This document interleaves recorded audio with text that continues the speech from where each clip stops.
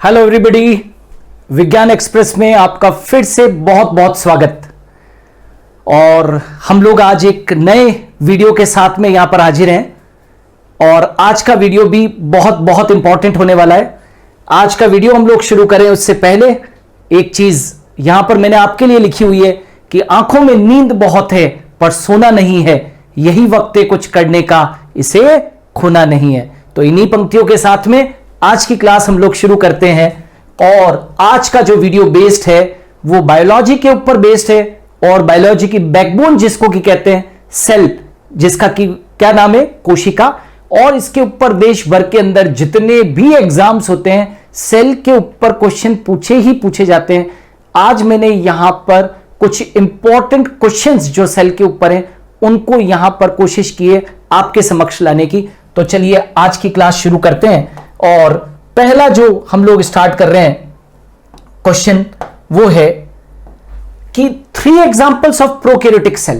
Prokaryotic cell तो सभी जानते हो, ऐसी सेल जिसके ऊपर की एक क्लियर कट न्यूक्लियर मेम्ब्रेन नहीं होती है। प्रोकैरियोटिक सेल क्या है? ऐसी सेल जिसके ऊपर एक सुस्पष्ट केंद्रक झिल्ली नहीं होती है, उसको प्रोकैरियोटिक सेल कहते हैं। तो मैंने यहां पर लिया है कि 3 examples of prokaryotic cell. Prokaryotic कोशिकाओं के 3 उदाहरण कौन कौन से हैं? तो सबसे पहला जो एग्जांपल है भैया वो तो है blue green algae. Blue green algae, इसको हिंदी के अंदर नील हरित शैवाल कहते हैं या शॉर्ट के अंदर हम लोग ब्लू ग्रीन एल्गी भी कहते हैं। आप चाहें तो इसे साइनोबैक्टीरिया भी कह सकते हैं, साइनोबैक्टीरिया, राइट। और दूसरा जो एग्जांपल है वो है बहुत बहुत पॉपुलर, जिसको कि कहते हैं बैक्टीरिया यानी कि जीवाणु। और तीसरा जो एग्जांपल है वो है माइकोप्लाज्मा। Is it clear? तो प्रोकैरियोटिक सेल के जो 3 इंपॉर्टेंट एग्जांपल है, एक का नाम है ब्लू ग्रीन एल्गी, दूसरे का नाम है बैक्टीरिया, तीसरे का नाम है माइकोप्लाज्मा। चलिए नेक्स्ट आते हैं, unit of measurement of DNA. DNA की मापन इकाई, डीएनए को किस में मापते हैं? तो डीएनए को मेजर करने की जो यूनिट होती है उसको बोलते हैं हम लोग पिकोग्राम। सुना है आपने? यदि नहीं सुना है तो यहां से याद करके जाएंगे। Unit of measurement of DNA is picogram. हमेशा याद रखना है 1 picogram, 1 picogram is equal to 10 to the power of -12 grams. Clear? तो ये unit of measurement of DNA, DNA की मापन की जो इकाई है वो है क्या है? पिकोग्राम है। 1 picogram is equal to 10 to the power of -12 grams. Next question लेते हैं, best cork is isolated from. आपको मालूम है कि रॉबर्ट हुक ने सेल की डिस्कवरी एक पतली सी थिन स्लाइस जो कॉर्क की थी उससे डिस्कवर की थी। याद है ना, सेल की डिस्कवरी कॉर्क के पीस से ही तो हुई थी। तो मैंने यहां पर क्वेश्चन चुना है कि best cork is isolated from. आपने केमिस्ट्री लैब के अंदर बॉटल्स के ऊपर कॉर्क लगे हुए देखे होंगे ताकि बॉटल के अंदर मिलने वाला कोई भी केमिकल कंपाउंड वगैरह जो है, राइट, वो किसी भी वायु के संपर्क में या जल के संपर्क में ना आए, तो बॉटल के ऊपर कॉर्क लगाए जाते हैं। तो मैं ये पूछ रहा हूं best cork is isolated from, वो कौन सा प्लांट है जिससे दुनिया का सर्वश्रेष्ठ कॉर्क प्राप्त किया जाता है? तो वो है क्यूरकस सुबेर। क्यूरकस सुबेर, क्यूरकस सुबेर है ना। ये जो क्यूरकस सुबेर है वो अफ्रीका के अंदर, अफ्रीका और यूरोप वगैरह के अंदर ये प्लांट देखने को मिलता है, अफ्रीका और यूरोप। बेस्ट कॉर्क जो होता है वो इस क्यूरकस सुबेर से निकाला जाता है। जब ये प्लांट 20 साल का होता है, 20 ईयर्स का होता है, तो उससे क्या निकाला जाता है? ये कॉर्क निकाला जाता है। याद रखना, कॉर्क जो होता है वो इम्परमिएबल होता है, impermeable for water and gases. Gases के लिए और वाटर के लिए कॉर्क पूरी तरीके से क्या होता है? अपारगमी होता है। Is it clear? तो impermeable for water and gases. In a cell where RNA is synthesised. RNA का मतलब समझते हो? पहले आरएनए अलग अलग तरीके के होते हैं, आपने सुने होंगे, ठीक है। ये वाला जो आरएनए है वो कौन सा है? Ribosomal RNA. आरएनए तो अलग अलग प्रकार के होते हैं, जैसे ribosomal RNA, messenger RNA, transfer RNA.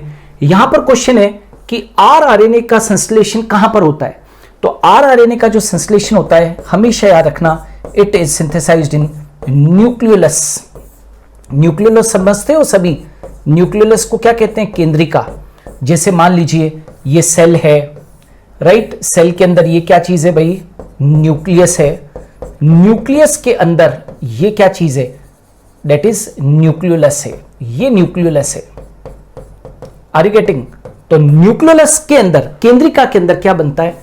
RRNA बनता है। Clear? Now cellulose is a homopolysaccharide और अ हेटेरोपॉलीसेकेराइड।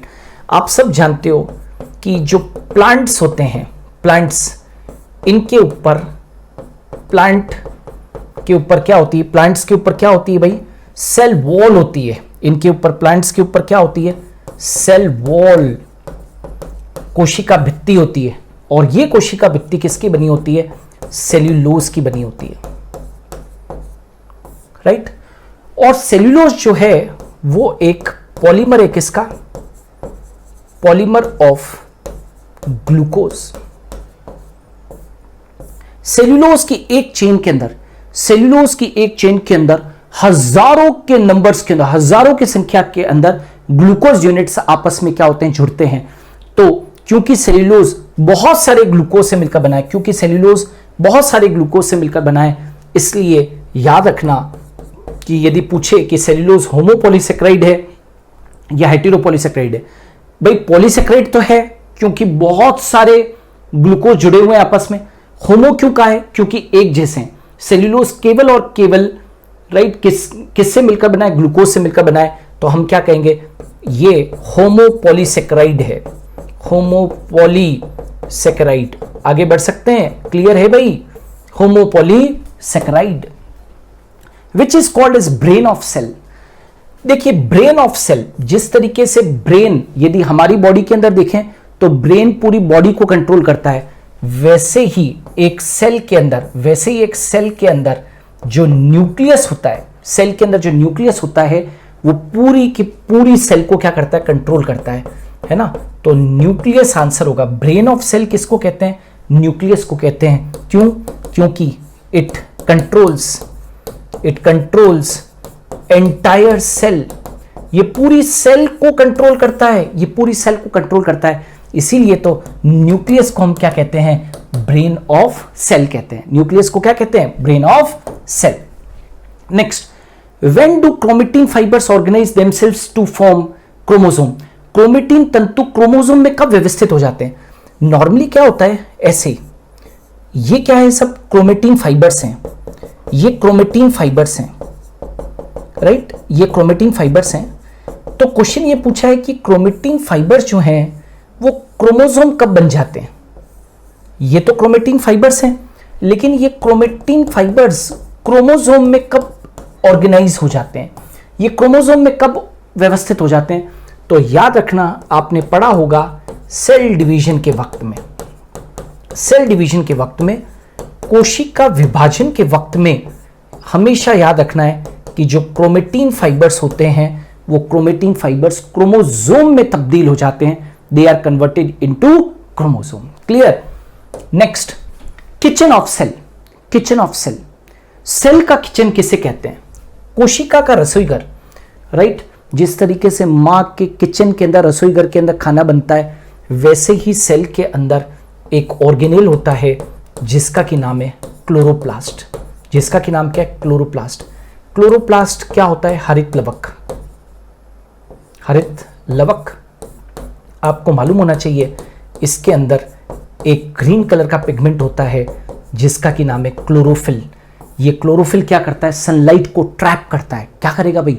सनलाइट को ये ट्रैप करता है और ट्रैप करके और भोजन निर्मित करता है। और इसको इसीलिए तो हम क्या कहते हैं? किचन ऑफ सेल कहते हैं। क्लियर?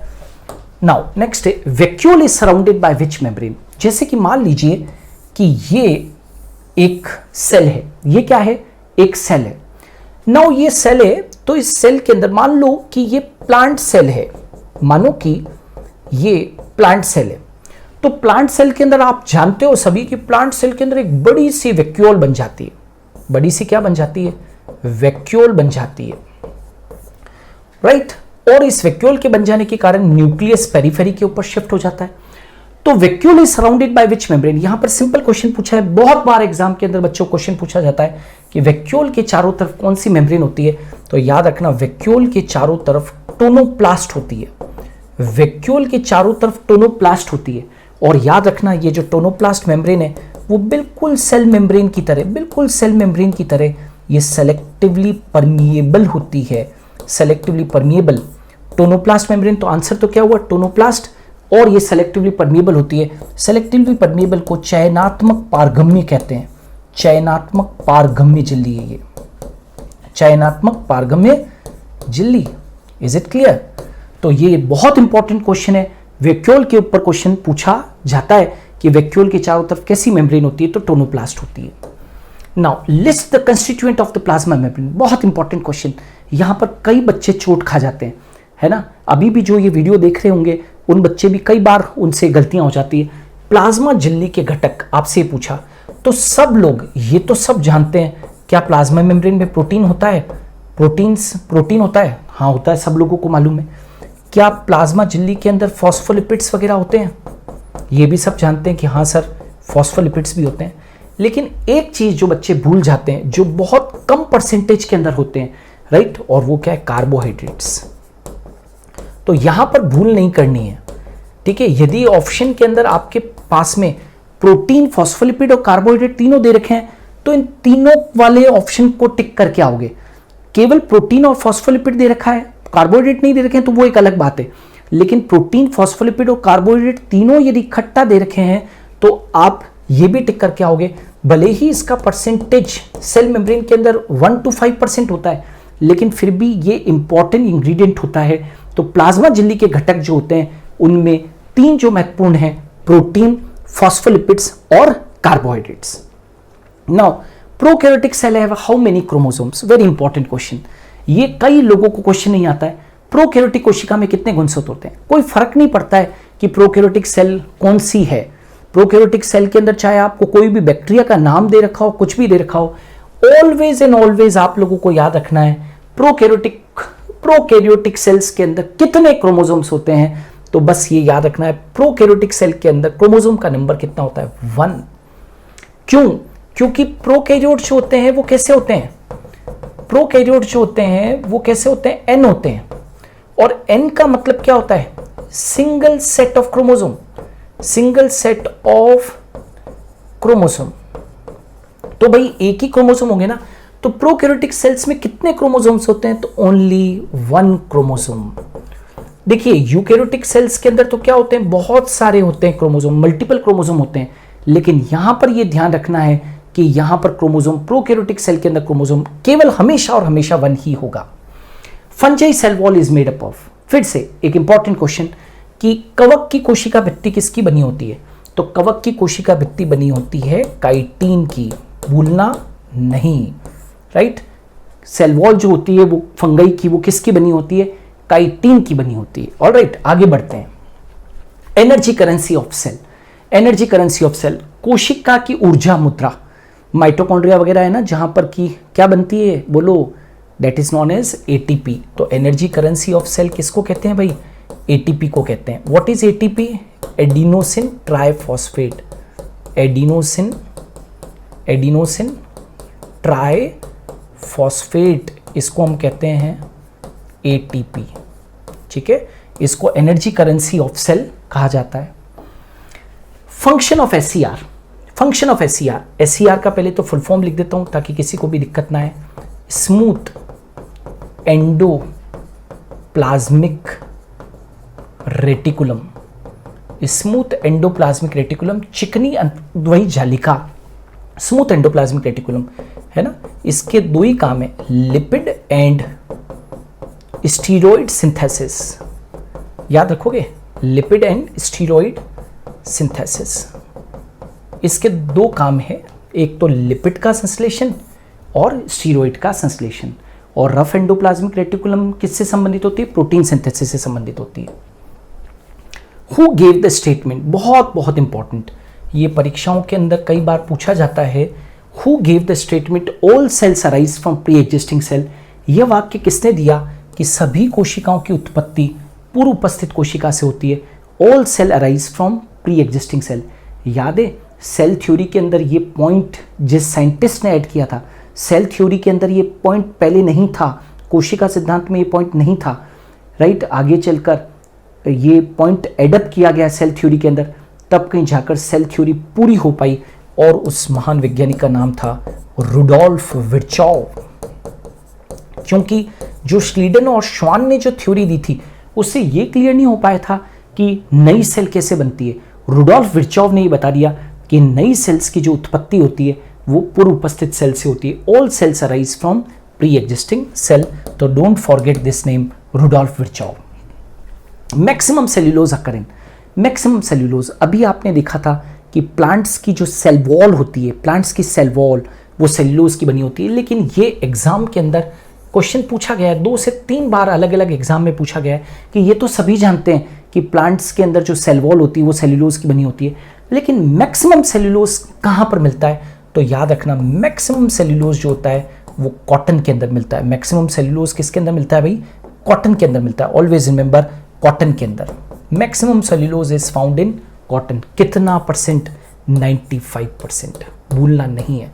आजकल जब आप मार्केट के अंदर किसी अच्छे ब्रांड का आप शर्ट लेने जाते हो तो शर्ट के ऊपर टैग लिखा हुआ होता है made from pure cellulosic fibres, यानी कि प्योर सेल्यूलोज तंतुओं से बना, तो समझ जाना कि वो टैग लग रहा है मतलब वो शर्ट 100% कॉटन का है।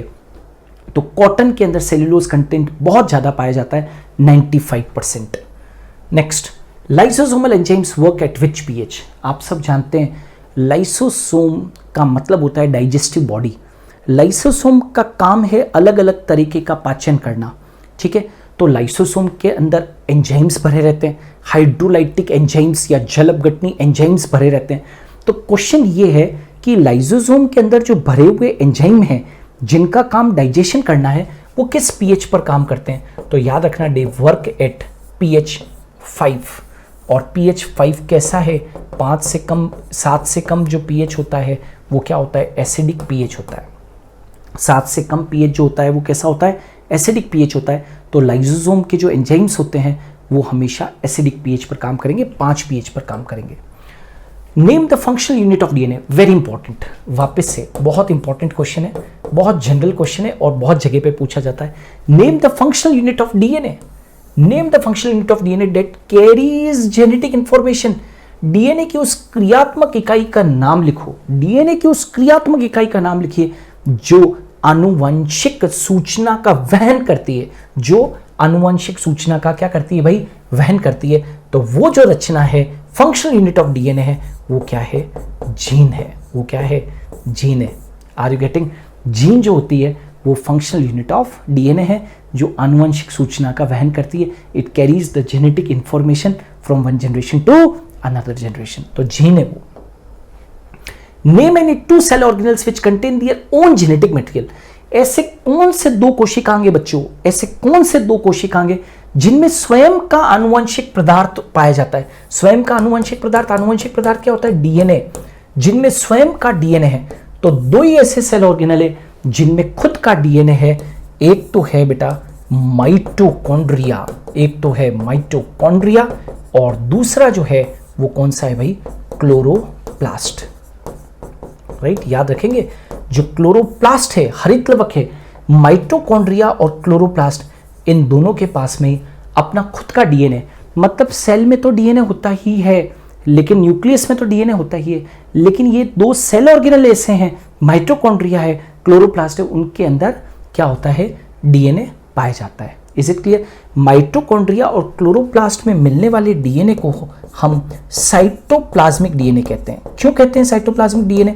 क्योंकि भाई डीएनए तो न्यूक्लियस में मिलता है लेकिन माइटोकॉन्ड्रिया और क्लोरोप्लास्ट किस में मिलते हैं? साइटोप्लाज्म में मिलते हैं, इसलिए इनके अंदर मिलने वाले डीएनए को हम साइटोप्लाज्मिक डीएनए कहते हैं।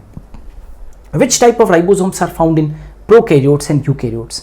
राइबोसोम्स तो प्रोकैरियोट और यूकैरियोट दोनों में पाए जाते हैं। तो यहाँ पर क्वेश्चन पूछा है कि प्रोकैरियोट्स के अंदर कौन सा राइबोसोम मिलता है और यूकैरियोट्स के अंदर कौन सा राइबोसोम मिलता है? तो आप सभी लोग जानते होंगे, यदि आता है तो बहुत अच्छी बात है, नहीं आता है तो ये जान लीजिए कि प्रोकैरियोट्स के अंदर 70S राइबोसोम होते हैं और यूकैरियोट के अंदर 80S राइबोसोम होते हैं। यहां पर एस का मतलब है स्वेडबर्ग यूनिट, यहां पर एस का मतलब क्या होता है, स्वेडबर्ग यूनिट, ठीक है, जो अवसादन दर को बताती है, सेडिमेंटेशन रेट को बताती है। प्रोकैरियोट के अंदर 70s राइबोसोम, यूकैरियोट के अंदर 80s ribosome. Next, which structure is called as little nucleus, very very important, ये एक एग्जाम के अंदर क्वेश्चन पूछा गया था। सेल के अंदर लिटिल न्यूक्लियस किसको कहते हैं, कई लोगों को नहीं मालूम है ये, राइट। लिटिल न्यूक्लियस किससे कहा जाता है, तो पहले आंसर दे देता हूं और फिर बताता हूं मार्क करके आपको। न्यूक्लियोलस केंद्रिका, यदि न्यूक्लियस के अंदर कोई सबसे बड़ा स्ट्रक्चर है तो वो कौन है, एक ही है, ये सेल है और ये क्या है भाई, न्यूक्लियस है। तो न्यूक्लियस के अंदर यदि कोई सबसे इंपॉर्टेंट यदि कोई स्ट्रक्चर है, सबसे बड़ा यदि कोई स्ट्रक्चर है तो वो कौन है, न्यूक्लियोलस है। इसलिए न्यूक्लियोलस को लिटिल न्यूक्लियस के नाम से जाना जाता है, न्यूक्लियोलस को ही हम लिटिल न्यूक्लियस कहते हैं। Name the organelle included in endomembrane system, very very very important, very important, right. Endomembrane system में या एंडोमेम्ब्रेन तंत्र के अंदर कौन कौन से ऑर्गेनेल शामिल है, कौन कौन से ऑर्गेनेल शामिल है, तो 4 ऑर्गेनेल शामिल है, ठीक है, 4 ऑर्गेनेल शामिल है। सबसे पहले ईआर, जिसका कि नाम है एंडोप्लाज्मिक रेटिकुलम, दूसरा गोल्जी बॉडी, तीसरा लाइसोसोम, और चौथा वैक्यूल। याद रखेंगे, एंडोमेम्ब्रेन सिस्टम के अंदर जो सेल ऑर्गेनेल शामिल है, endoplasmic reticulum, Golgi body, lysosome and vacuole. Important question है, हमेशा ध्यान रखिएगा। Why nucleus in a eukaryotic cell is centrally positioned, ये देखिएगा, बहुत बहुत इंपॉर्टेंट है। इन यूकैरियोटिक सेल, एक यूकैरियोटिक सेल में ऐसा क्यों होता है कि न्यूक्लियस बिल्कुल सेंटर के अंदर होता है, ऐसा क्यों होता है कि न्यूक्लियस बिल्कुल सेंटर में, तो उसका कारण बताता हूं मैं। नाउ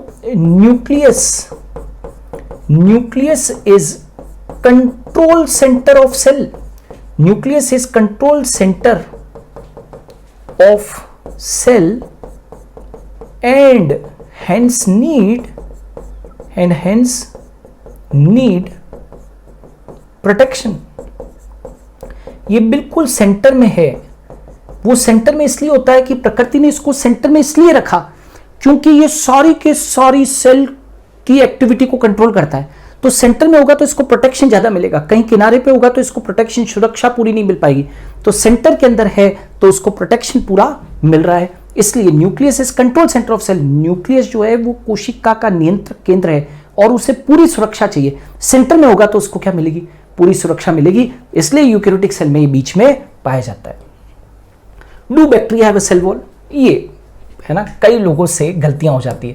मैं अचानक से कभी क्लास में बच्चों से पूछ लेता हूं क्या बैक्टीरिया के ऊपर सेल वॉल होती है, तो बच्चे आश्चर्य से देखते हैं, अरे कोई बैक्टीरिया तो क्या जंतुवंतु होगा, उसके ऊपर थोड़ी कोई सेल वॉल होती है। हमने तो पढ़ा है कि बैक्टीरिया हमने तो पढ़ा है कि प्लांट सेल के ऊपर सेल वॉल होती है, ठीक है।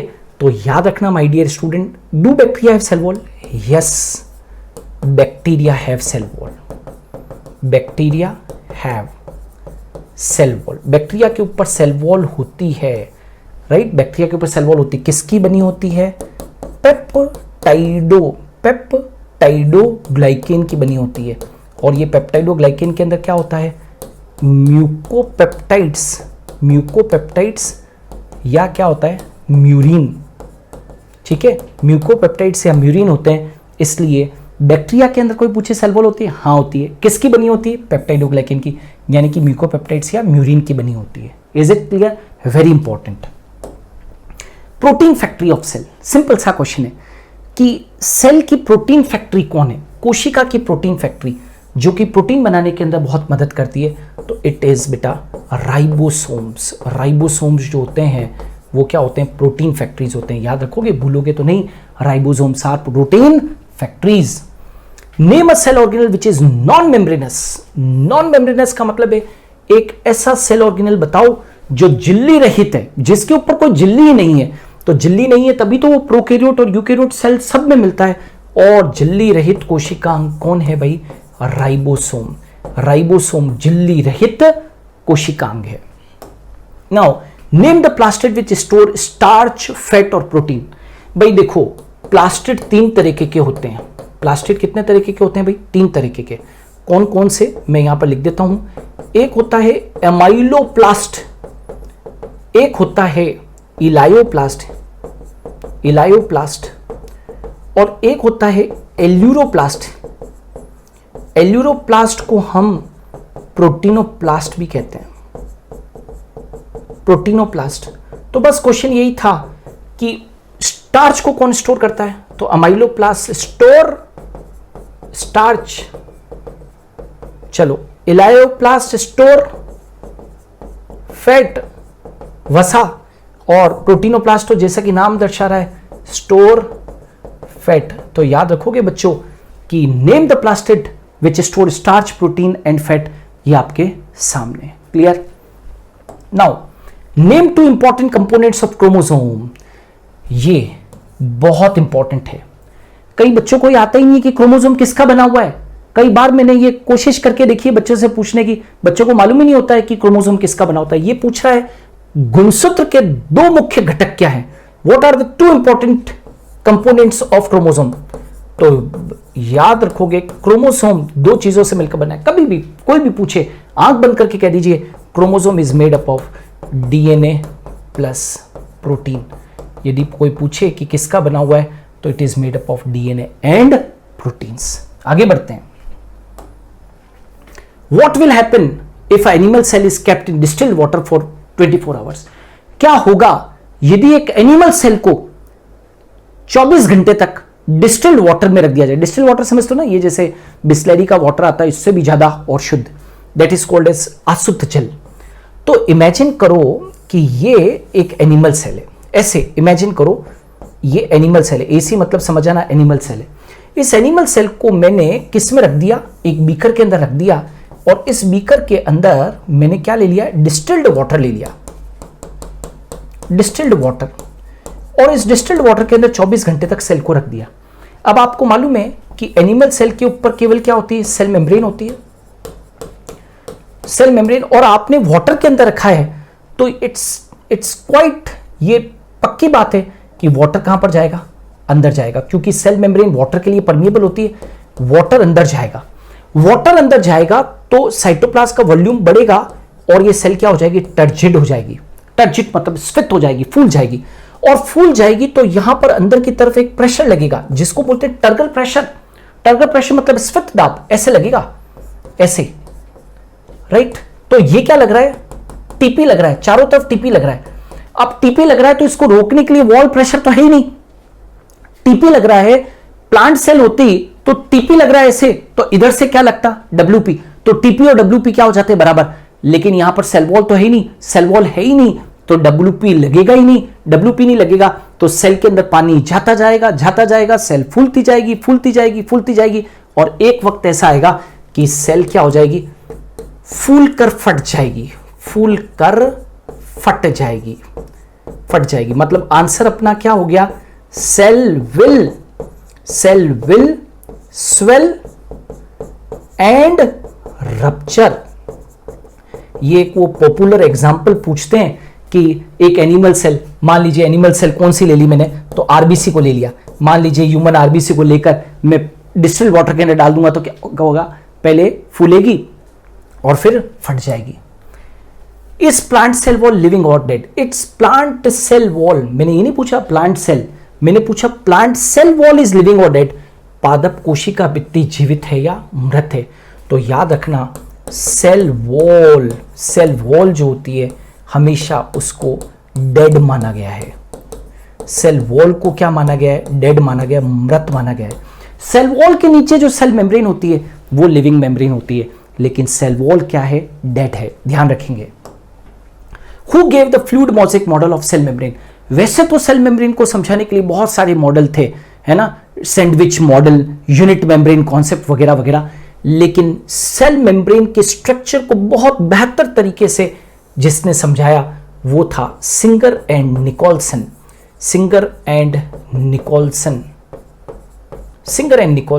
तो who gave fluid mosaic model? तो fluid mosaic model cell membrane के स्ट्रक्चर को समझाने के लिए जो फ्लूइड मोज़ेक मॉडल दिया था वो 2 साइंटिस्ट ने दिया था, सिंगर एंड निकोलसन, और इनका मॉडल बेस्ट था। Now what is nature of lignin and suberin, ये भी कई लोगों को नहीं आता है।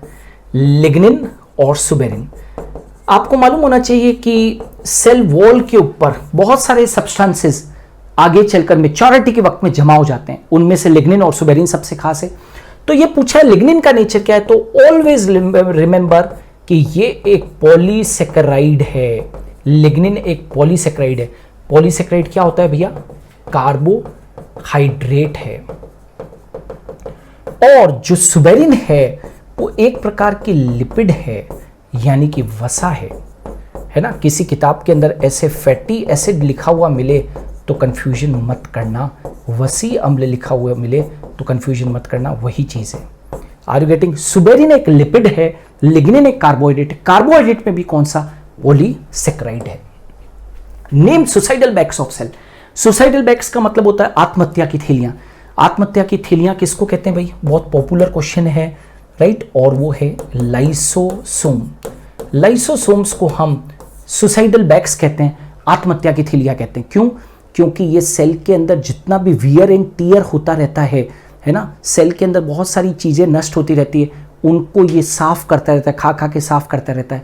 साथ के साथ बाहर से आने वाले कंपोनेंट्स को भी फैगोसाइटोसिस के द्वारा, राइट, ये इंजेस्ट कर सकता है, डाइजेस्ट कर सकता है। तो इसलिए आत्महत्या की थैलियां कहते हैं। ये कई बार तो सेल के कंपोनेंट्स को ही खाना शुरू कर देते हैं, तो इसलिए इनको आत्महत्या की थैलियां कहते हैं, और ये लाइसोसोम्स है। सिक्रेटरी सेल ऑर्गेनेल, ऐसा कौन सा सेल ऑर्गेनेल जिसका काम स्त्रावन है? दूसरे बहुत सारे काम होते हैं, लेकिन जो स्त्रावी कोशिका अंग है, सिक्रेटरी सेल ऑर्गेनेल है, वो किसको कहा गया है? गोल्जी बॉडी को कहा गया है ना। गोल्जी काय को हम क्या कहते हैं? सिक्रेटरी सेल ऑर्गेनेल के नाम से जानते हैं, ठीक है। Now which organelles are called as Palade particles, ऐसे कौन से कोशिकांग सेल के अंदर जिनको पैलाडे कण कहते हैं, पैलाडे पार्टिकल्स? तो याद रखना, ये जो राइबोसोम्स होते हैं, राइबोसोम्स को ही हम पैलाडे पार्टिकल्स कहते हैं। राइबोसोम को ही हम पैलाडे पार्टिकल्स कहते हैं। क्यों जानते हो पैलाडे पार्टिकल्स? क्योंकि इनकी डिस्कवरी जो है, इनकी डिस्कवरी वो किसने की थी? पैलाडे ने की थी। इनकी डिस्कवरी पैलाडे ने की थी, इसलिए पैलाडे साइंटिस्ट का नेम है, और उस बिहाफ के ऊपर इनको हम क्या कह देते हैं? राइबोसोम्स को पैलाडे पार्टिकल्स कह देते हैं। Middle lamella is made up of, आपको मालूम होना चाहिए कि ये जो मिडिल लेमिला होती है, मिडिल लेमिला ये क्या है? Cementing layer between two cells. Cementing layer between two cells, ये दो सेल्स के बीच में सीमेंटिंग लेयर है। जैसे ये एक सेल ए है और ये एक सेल बी है, तो इन दोनों के बीच में सीमेंटिंग परत की तरह कौन काम करेगी? Middle lamella. और नेचुरल है कि मिडिल लेमिला सीमेंट की तरह काम करे तो हार्ड होगी, तो मिडिल लेमिला बनी होती है, very important, calcium and magnesium pectate. ये कैल्शियम और मैग्नीशियम पैक्टेट की बनी होती है। आपने देखा होगा कि आम के मौसम के अंदर कच्चे जो आम आते हैं, कच्चे आम जिसको कि आप अचार डालते हो, वो जो अनराइप मैंगो होता है, कच्चा जो मैंगो होता है, वो कितना हार्ड होता है ना। कई बार तो आपको लगता है कि आपके जो चाकू है उससे कट जाएगा, नहीं कटेगा। उसके लिए वो एक केरी कटर होता है जिसके ऊपर केरी को रख के कट किया जाता है, तब कहीं कटता है। वो हार्डनेस जो होती है वो किसके कारण होती है? मिडिल लेमिना के कारण होती है। एल्गी की सेल वॉल किसकी बनी होती है? ये भी ध्यान रखना, बहुत परेशान करता है ये क्वेश्चन। एल्गी की सेल वॉल किसकी बनी होती है? तो एल्गी के अंदर क्या क्या होता है, मैं कंपोनेंट्स लिख देता हूं। सेल्यूलोज, गैलेक्टिन्स, और क्या होते हैं? मेनिन्स और कैल्शियम कार्बोनेट, राइट। ये कई बच्चे यहां पर चोट खा जाते हैं, यहां पर भूल जाते हैं, ये कैल्शियम कार्बोनेट भी होता है। तो सेल्यूलोज, गैलेक्टिन्स, मेनिन्स और कैल्शियम कार्बोनेट, ये सब मिलकर और क्या बनाते हैं? एल्गी की सेल वॉल बनाते हैं। ऑलराइट, नाउ ये तो थे सारे के सारे क्वेश्चन। होप सो आप लोगों को ये सारे प्रश्न पसंद आए होंगे, और आशा करता हूं कि आपके एग्जाम्स के अंदर भी इनमें से कुछ प्रश्न पूछे जाएं। कई बच्चे हमको लिखते हैं कमेंट सेक्शन के अंदर कि हम किस तरीके से पीडीएफ नोट्स को डाउनलोड करें जो आप वीडियोस लेकर आ रहे हैं। तो मैंने आपको बार बार कहा है कि आप डेफिनेटली हमारा जो सुपर गुरु ऐप है उसको आप लोग डाउनलोड कीजिए, और उस सुपर गुरु ऐप को जब आप डाउनलोड करोगे और उसके बाद में उसको आप खोलोगे तो यहाँ पर आपको कुछ ऐसी बार्स दिखाई देगी। इन बार्स के ऊपर जब आप क्लिक करोगे, तो यहाँ पर इस तरीके का फॉर्मेट खुलेगा जिसके अंदर की स्टडी मटेरियल सेक्शन है ना। यहाँ पर स्टडी मटेरियल सेक्शन है। इस स्टडी मटेरियल सेक्शन के अंदर जाएंगे तो आपको वहाँ पर पीडीएफ अवेलेबल हो जाएगी और आप उस पीडीएफ को डाउनलोड कर सकते हो। ऑलराइट, सो इंतज़ार किस बात का है, जल्दी से आप लोगों को सुपर गुरु ऐप को डाउनलोड करना है। लिंक डिस्क्रिप्शन में दे रखा है, डाउनलोड कीजिए। उसके ऊपर ये पीडीएफ नोट्स अवेलेबल है, उनको आप डाउनलोड कर सकते हैं। और हम बहुत सारे वीडियोस आने वाले दिनों के अंदर लेकर आने वाले हैं। तो रोज़ाना हम लोग 11 बजे आप लोगों के सामने हाजिर होंगे। और आप लोगों का भी ये करते हुए होना चाहिए कि हम लोगों को जोश तभी मिलेगा जब आप अपने फ्रेंड्स को ये वीडियोस खूब सारा शेयर करेंगे। तो खूब सारा शेयर कीजिए ताकि नॉलेज स्प्रेड हो सके। आज के लिए इतना ही, धन्यवाद।